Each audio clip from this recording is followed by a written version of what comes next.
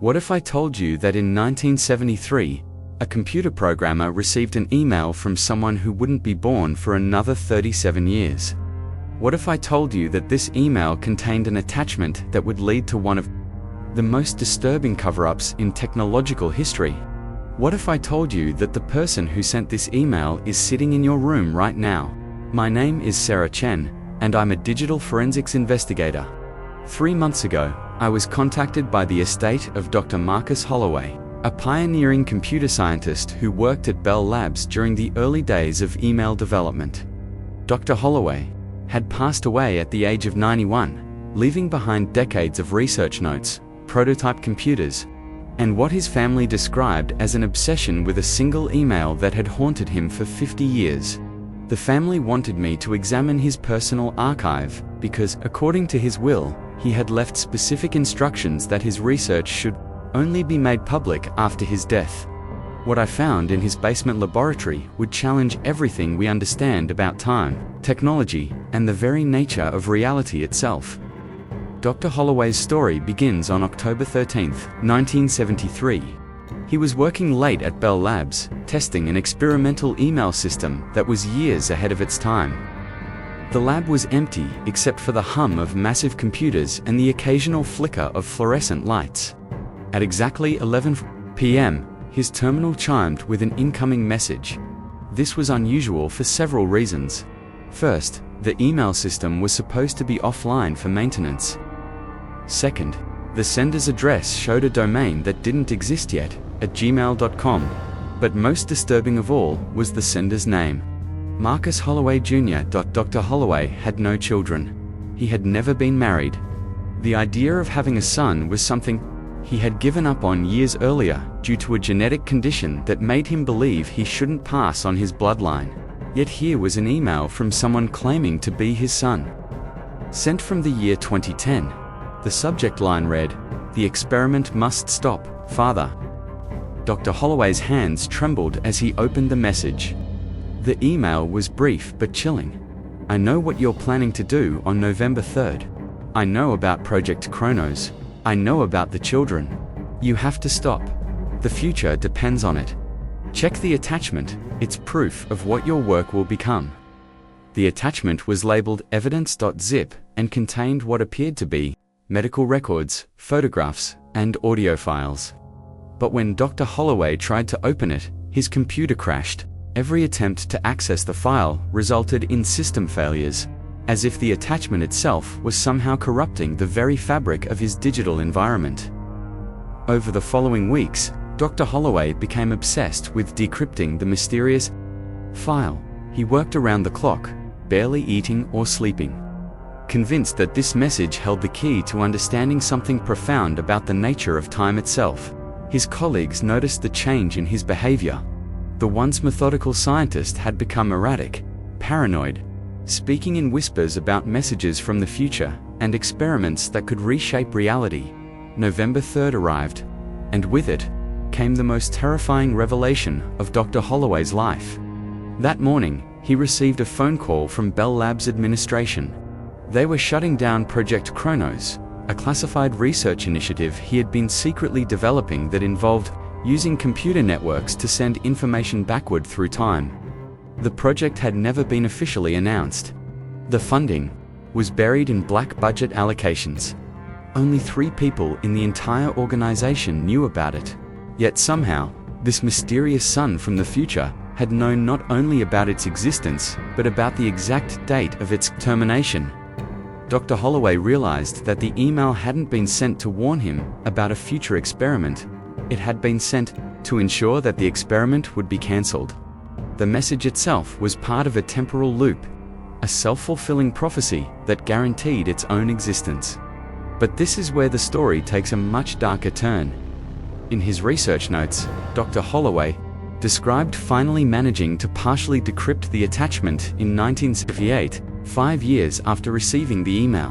What he found inside wasn't just evidence of future experiments. It was documentation of their horrific consequences. The files contained medical records of children born in the late 1990s and early 2000s, all showing identical genetic anomalies. Brain scans revealed tumors growing in specific patterns, always in the same locations. The tumors weren't malignant, but they seemed to be interfering with the children's perception of linear time. These children, dozens of them, reported vivid memories of events that hadn't happened yet. They drew pictures of technologies that wouldn't be invented for decades. They spoke in languages that didn't exist. And most disturbing of all, they all claimed to have received messages from their fathers through something they called the computer in the basement. The audio files in the attachment contained recordings of therapy sessions with these children. In one particularly chilling recording, a 7-year-old girl describes in perfect detail the layout of Bell Labs' secret facility, including areas that were classified far above her therapist's security clearance. She speaks calmly about the man with daddy's face, who visits her in dreams, and tells her about the machines that can talk to. Yesterday, Dr. Holloway realized that his experiments with temporal data transmission hadn't just failed, they had succeeded in the worst possible way. The electromagnetic fields generated by his prototype equipment had caused genetic mutations in nearby populations.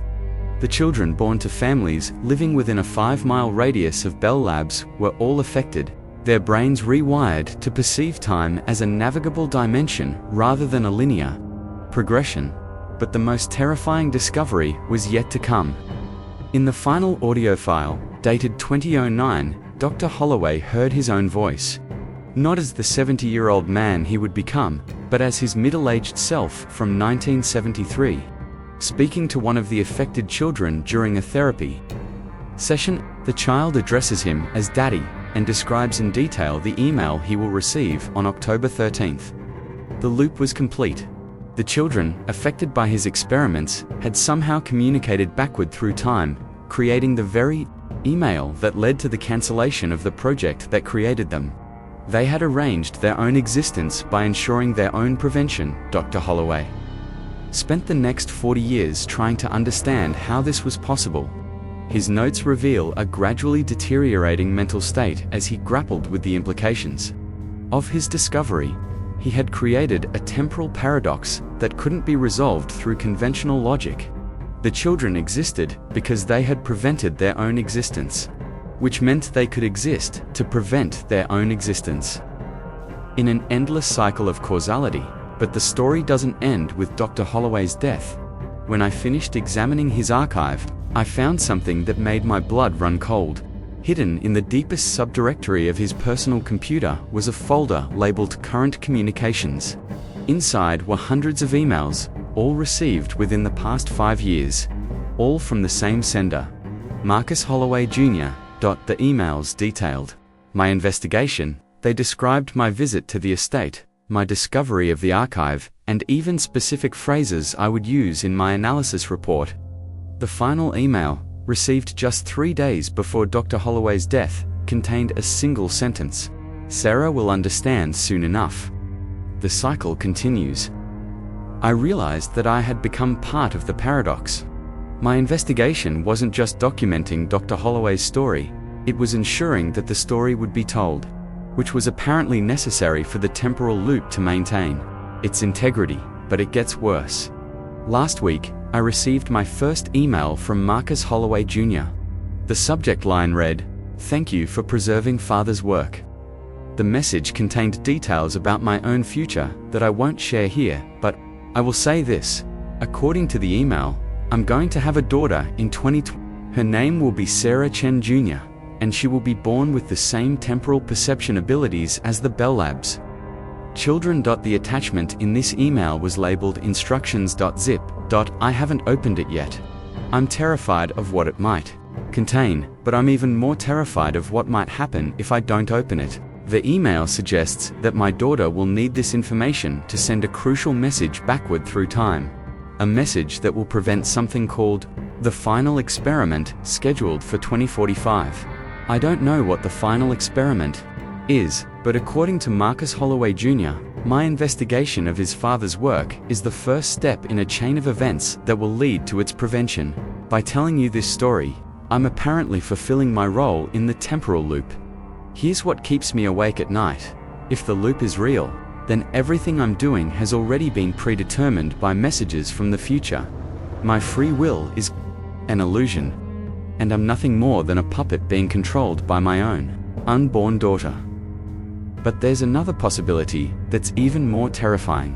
What if the loop isn't about preventing disasters? What if it's about causing them? What if the children affected by Dr. Holloway's experiments aren't trying to save the future, but ensure that their twisted existence continues across generations? The emails from Marcus Holloway Jr. never mention love or concern. They're cold, clinical, focused entirely on maintaining the temporal sequence. What if these aren't messages from grateful future generations, but instructions from something that has learned to manipulate causality itself? I've started having dreams about children with old eyes, standing in rows in a basement laboratory, their faces lit by the glow of computer screens. They're all staring at me, and they're all smiling. In the dreams, I can hear the sound of typing echoing through time, and I know that somewhere, somewhen, messages are being composed that will determine the course of my life. 3 nights ago, I woke up to find my computer turned on, displaying an email composition window. The cursor was blinking in the subject line, and I could swear I heard the faint sound of small fingers typing on keys that weren't there. I'm publishing this video because Marcus Holloway Jr.'s latest email told me I would, but I'm also publishing it as a warning. If you live near any current or former Bell Labs facility, pay attention to your children. If they start drawing pictures of technologies that don't exist, if they speak about visiting places they've never been, if they mention receiving messages from computers in basements, please contact me immediately. And if you're watching this video in the year 2025, if you're one of the scientists working on something called the final experiment, remember that a man named Marcus Holloway tried to warn you. Years ago, he tried to break the cycle, but he failed because he was already part of it. The email that arrived 50 years early wasn't a message from the future. It was an invitation to join a dance that began before time itself. And now, by watching this video, by hearing this story, you've received your invitation to Dot. The only question is, will you RSVP?